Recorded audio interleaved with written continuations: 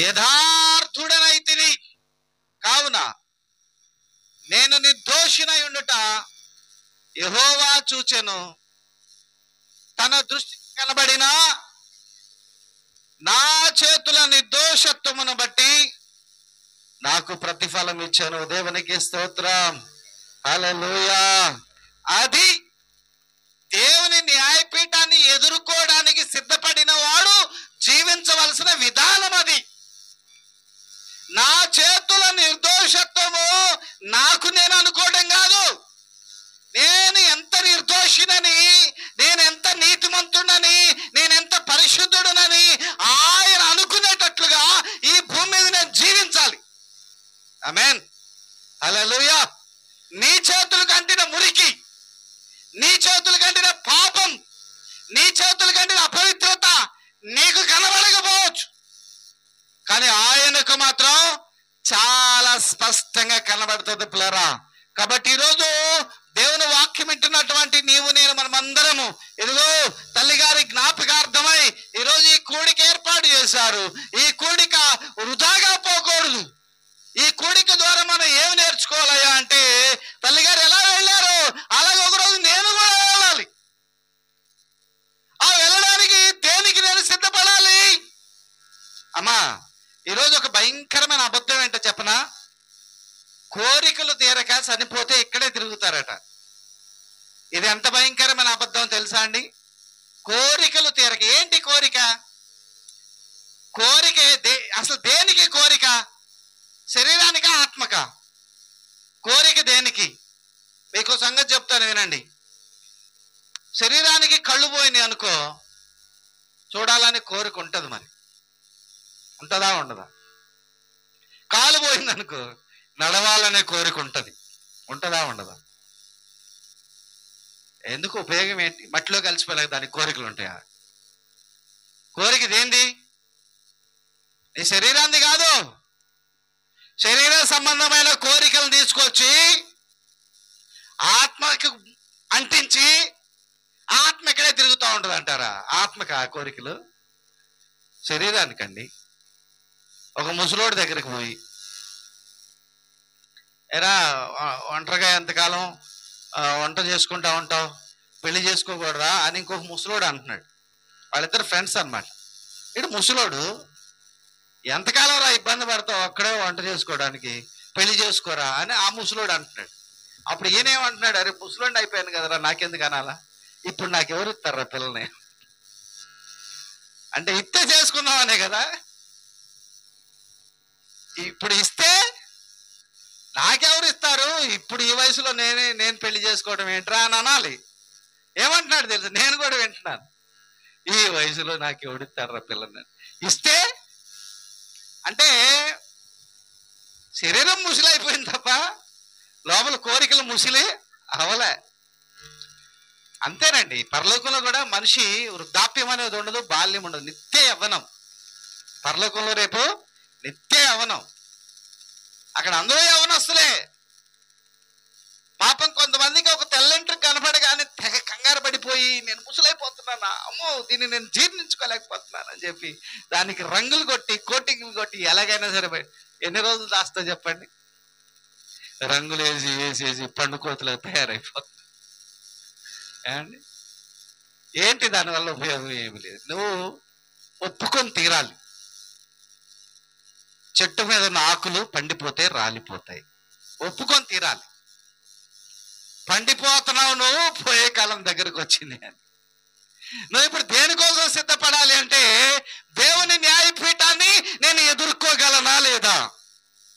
దేవుని న్యాయపీఠం దగ్గర నేను చచ్చిపోవడం ఏంటండి? ఎవడైనా చచ్చిపోతాడు. పొట్లాలు కట్టి మూటలు కట్టి పొట్లాలు కట్టి తీసుకెళ్లి గోతులో పడేశారు కరోనా టైంలో. కుప్పలు కుప్పలుగా రాలిపోయారు, అందరూ చచ్చిపోతారు. మరణం, నేను ఒకరోజు చనిపోతానని ప్రతి ఒక్కరూ ఒప్పుకోవాలి. నేను ఒకరోజు నా ఆయుష్కాలము తీరేసరికి చూద్దాం. యోబు గ్రంథం 14వ అధ్యాయం 6వ వచనం చూద్దాం ఒకసారి. యోబు గ్రంథం 14వ అధ్యాయం 6వ వచనం. కూలివాని వలె తమకు నియమింపబడిన పనిని వారు ముగించు వరకు వారు విశ్రమము నొందునట్లు. కూలోళ్ళు ఉదయం వెళ్ళి పనిలోకి వెళ్ళి ఎప్పుడు టైం అవుతుంది ఇంటికి వెళ్ళిపోదాం అని చూస్తుంటారు కదా, అంతేనట. కూలివానికి కూలికి వెళ్ళిన టైం ఎలా నియమింపబడిందో నీకు అలా నియమింపబడింది. ఉదయం నుంచి సాయంత్రం అవుతా లేదా? పాపం కొంతమంది ఉదయం అయితేనే బాగుండి, ఎప్పుడు ఇలాగే ఉంటే బాగుండి, ఎప్పుడు ఇలాగే ఉంటే బాగుండి అవ్వదు. ఒకరోజు సాయంత్రం అయిపోద్ది. ఉదయకాలం వల్ల పోయి ఒకరోజు సాయంకాలం అనేది ఎలా వస్తుందో నీ ఆయుష్ కాలము తీరిపోయి నువ్వు మరణించే రోజు కూడా రాబోతుంది. ఈరోజు నేను ఎవరిని భయపెట్టట్లేదు కనుకలారా, నీ క్రియలను బట్టి, నీ మాటలను బట్టి, నీ ప్రవర్తన విధానాన్ని బట్టి జడ్జి గారు అయిన దేవుడు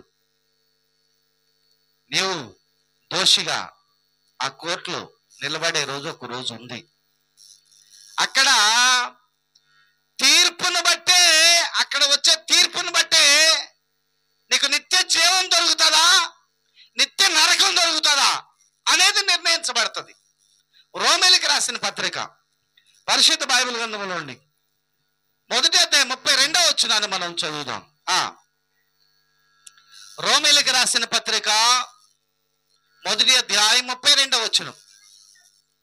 ఇట్టి కార్యములను అభ్యసించువారు మరణములకు తగిన వారు అను దేవుని న్యాయ విధిని వీళ్ళు ఖచ్చితంగా వీళ్ళకి బ్రతకడానికి అర్హత లేదు, వీళ్ళు ఎంత తొందరగా చచ్చిపోతే అంత మంచిది, వీళ్ళు మరణమునకు తగిన వారు, భూమి మీద బ్రతికి ఉండడానికి వీళ్ళకి అర్హత లేదు అని కొంతమంది ఉన్నారట. చూద్దాం, కింద మాటలు చూద్దాం. మరణమునకు తగిన వారు అను దేవుని న్యాయ విధిని వారు బాగుగా ఎరిగి ఉండి వాటిని చేయుచున్నారా?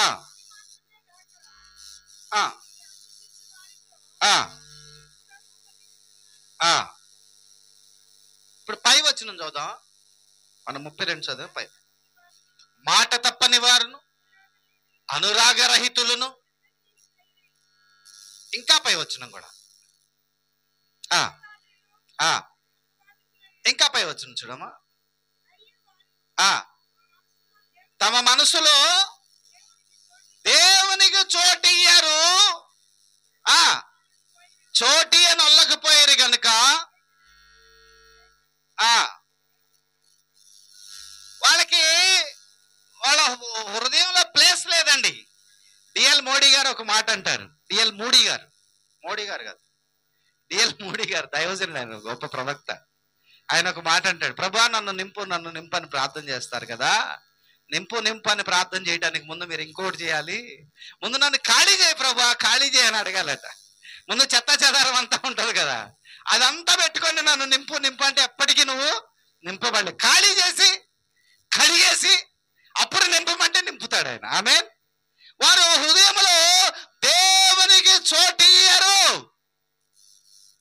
వీళ్ళకి మాత్రం పరలోకం కావాలి, నిత్య జీవం కావాలి, పరలోక సంబంధమైన ఆశీర్వాదాలన్నీ వీళ్ళకి కావాలి.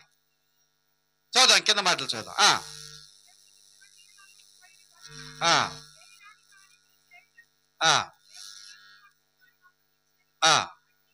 అట్టివారు సమస్తమైన దుర్నీతి చేతను, దుష్టత్వము చేతను, లోభము చేతను, ఈర్ష్య చేతను నిండుకొని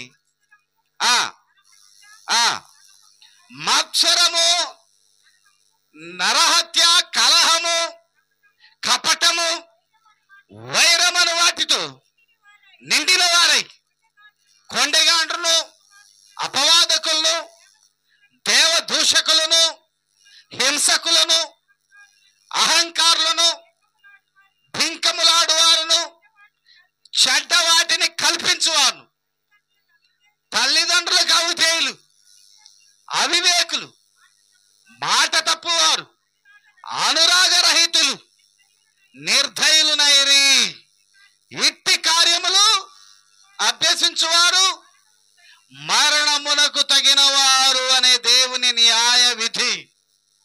ఆయనకి తెలుసు.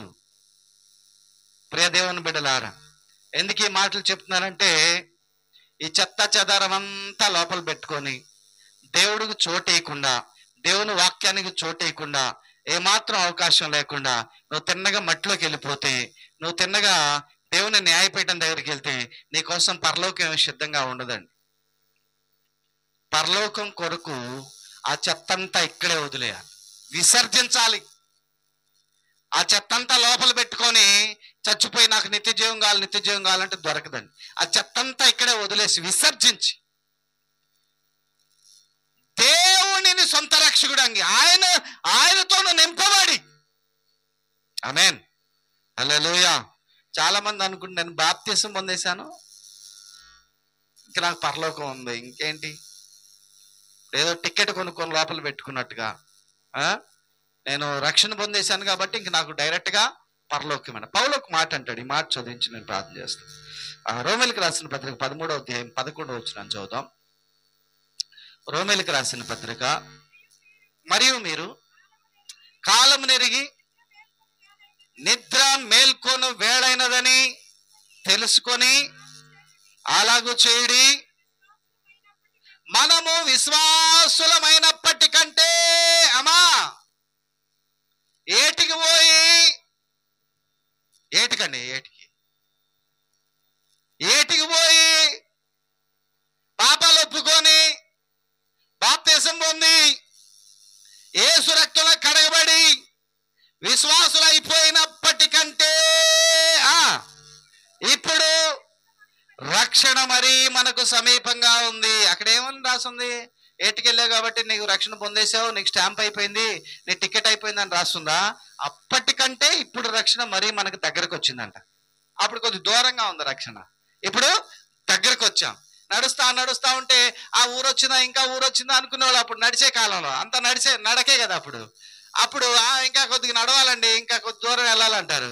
అలాగే నడిచి దూరంగా పౌలు అంటున్నాడు ఇంకా దగ్గరకు వచ్చేసింది రక్షణ అంటున్నాడు. దేనికోసం? అసలు రక్షణ, నువ్వు పూర్తిగా రక్షణ పొందావు అని ఎప్పుడు చెప్పబడుతుంది అంటే, ఏ రోజు అయితే పరలోకంలో నువ్వు కాలు పెడతావు ఆ రోజే నువ్వు రక్షణ పొందినట్టు. అప్పటి వరకు రక్షణ మార్గంలో ఉన్నావు అనే సంగతి నువ్వు జ్ఞాపకం చేసుకో. అప్పటి వరకు రక్షణ మార్గంలో నడుస్తున్నావు తప్ప రక్షణ పొందేసేయలేదు. ఏ రోజు రక్షణ ఈ లోకములో చెడుతనాన్ని, పాపాన్ని అన్నిటిని విసర్జించి లోకాన్ని విడిచిపెట్టి దేనికోసమైతే నువ్వు ఎదురు చూస్తున్నావో, దేనికోసమైతే నువ్వు ప్రార్థన చేస్తున్నావో, దేనికోసమైతే కనిపెట్టుకుని ఉన్నావో, ఆ పరలోక రాజ్యం, ఆ నిత్య జీవం నువ్వు ప్రవేశించినప్పుడే నువ్వు నిజంగా రక్షణ పొందినట్టు. హల్లెలూయా, హల్లెలూయా. కాబట్టి ఈరోజు మనం జ్ఞాపకం చేసుకోవాల్సిన విషయం ఏంటంటే పిల్లరా, ఎక్కడ మనం జీవిస్తున్నామో సడన్ గా ఇక్కడ నుంచి మనం ఒకరోజు అక్కడ జీవించాలి అనుకుంటే గనక మధ్యలో ఒక భయంకరమైనటువంటి న్యాయపీఠం ఒకటి ఉన్నదనే సంగతి జ్ఞాపకం చేసుకోవాలి. ఆ రోజు పక్షపాతం ఉండదండి, రికమెండేషన్లు కూడా ఏముండవు. నువ్వు ఎవరితో నాన్న రికమెండేషన్ చేయించి అయ్యా కొద్దిగా మావాడే కొద్దిగా చూసి తీర్పు చెప్పండి అని అనడానికి కూడా అక్కడేమి లేదు. మా ఎమ్మెల్యే గారికి చెప్తాను కావాలంటే అండి, అవి ఏమి లేవండి, రికమెండేషన్ లేవు.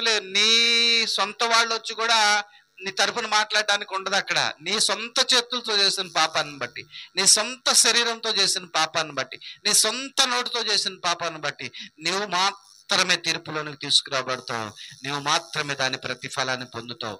ఆళ్ళ మాటలను అలా చేశాను, వీళ్ళ మాటలను అలా చేశాను అని చెప్పడానికి అక్కడ కుదరదు అనమాట. కాబట్టి నీకు నీవుగానే సత్యమును గ్రహించి, నీకు నీవుగానే మారు మనసు పొంది, నీకు నీవుగానే నీ పాపంలను విసర్జించి, నీకు నీవుగానే నీతి మార్గంలో నడవడానికి నువ్వు సిద్ధపడాలి. అలాగూ ఎప్పుడైతే నువ్వు నడుస్తావో, చాలా మంది మన ముందు నడిచిన భక్తులు చాలా మంది ఒకవేళ తప్పటడుగులు వేసినా కూడా మళ్ళీ వాళ్ళు దిద్దుకొని సరి చేసుకొని దేవుని న్యాయపీఠం కొరకే వాళ్ళు ఎదురు చూశారు, సిద్ధపడ్డారు. దేవుని న్యాయపీఠం మన కోసం సిద్ధంగా ఉంది అనే సంగతి జ్ఞాపకం చేసుకొని, పిల్లలు పరీక్షకి వెళ్ళడానికి పరీక్షల దగ్గరకు వస్తున్నాయంటే ఎలా సిద్ధపడతారో అలాగూ నిత్య జీవము కొరకైనటువంటి నిరీక్షణతో మంచి దేవునికి ఇష్టమైనటువంటి రీతిలో నడవడానికి నేను సిద్ధపరచుకొని నువ్వు వెళ్ళినప్పుడే ఆ తీర్పును తప్పించుకొని ఆ తర్వాత నిత్య జీవంలో నువ్వు ప్రవేశిస్తావు. ఆమేన్. ఏ ఒక్కరు నశించిపోకూడదని, అందరూ నిత్య జీవంలో ప్రవేశించాలని ప్రభు కోరుకొని ఈరోజు సూటిగా నీతో మాట్లాడుతున్నాడు. నిజంగా నువ్వు ఈ వాక్యం విని దేవునికి లోబడి దేవుని సన్నిధిని భయపడి వాక్యము చేత నేను దిద్దుకొని సరి చేసుకుంటే పరలోకం నీదే. దయచేసి అందరు కళ్ళు మూసుకోండి, ప్రార్థన చేయండి.